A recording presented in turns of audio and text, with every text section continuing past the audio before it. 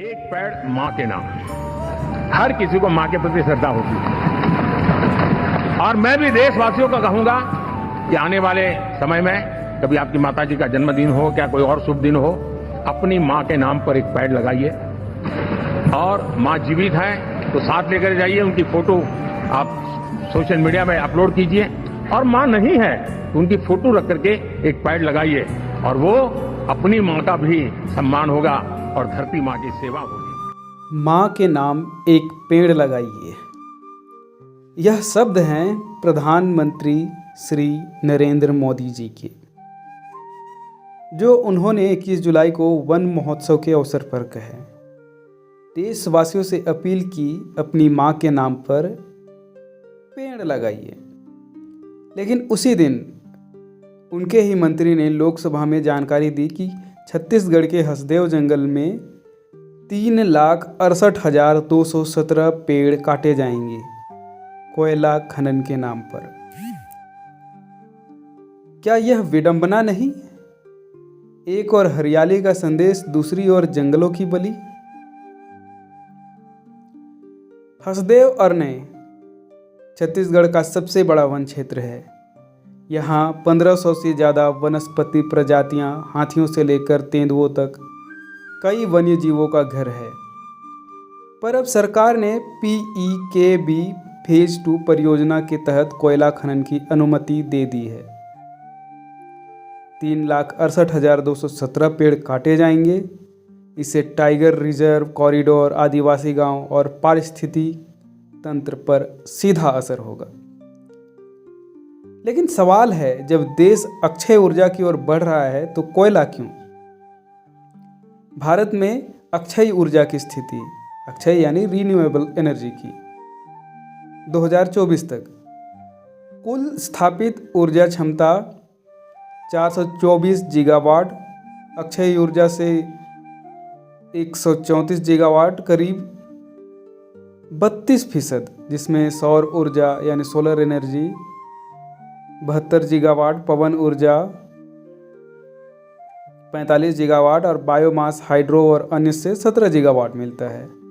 और इसमें प्रमुख राज्य हैं सौर ऊर्जा को लेकर राजस्थान, गुजरात, तमिलनाडु। पवन ऊर्जा को लेकर है तमिलनाडु, महाराष्ट्र और गुजरात। हाइड्रो पावर को लेकर है हिमाचल प्रदेश, उत्तराखंड और अरुणाचल प्रदेश। तो फिर सवाल उठता है, क्या कोयला जरूरी है? भारत का कोयला प्रेम और उसका सच। भारत दुनिया का दूसरा सबसे बड़ा कोयला उत्पादक है, पर यहाँ का कोयला कम ग्रेड, लो कैलोरीफिक वैल्यू का होता है, यानी ऊर्जा कम देता है और प्रदूषण ज़्यादा। फिर भी सरकार नए कोल ब्लॉक खोल रही है। साल 2023-24 में सरकार ने 103 कोल ब्लॉक नीलाम किए। इसमें से कई संवेदनशील वन क्षेत्रों में हैं। पुराने कोल माइंस का हाल क्या है? झारखंड, ओडिशा, पश्चिम बंगाल में कोयला निकासी के बाद जमीन बंजर पड़ी है।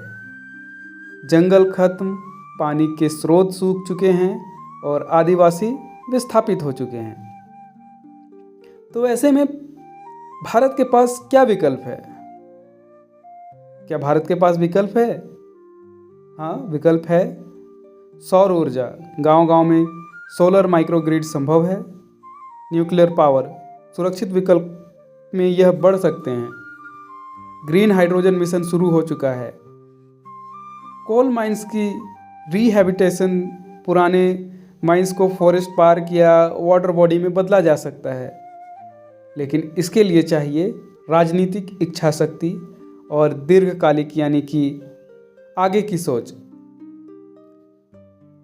पर अब समझते हैं कि इसकी असली कीमत कौन चुका रहा है। हसदेव में जिन पेड़ों को काटा जाएगा उसके नीचे आदिवासियों की ज़मीन, उसका जल जंगल ज़मीन का जो हक है उसे दबा दिया जाएगा। सरकारें विकास के नाम पर वन अधिकार अधिनियम जो है उसकी भी अनदेखी कर रही है। आदिवासी जो समुदाय है वो संघर्ष कर रहे हैं, लेकिन उनकी आवाज़ को दबा दी जाती है। एक तरफ माँ के नाम पर एक पेड़ लगाइए, दूसरी तरफ कहा जाता है कि भाई सैकड़ों गांव को मतलब प्रकृति माँ से उजाड़ दिया जाएगा। क्या यही है भारत की विकास नीति? प्रश्न ये नहीं कि कोयला चाहिए या नहीं, प्रश्न है कि हम क्या खोकर क्या पा रहे हैं। आवाज़ उठाइए। यदि आपको लगता है कि हरियाली की रक्षा जरूरी है तो इस वीडियो को शेयर कीजिए और कमेंट में अपनी राय जरूर दीजिए।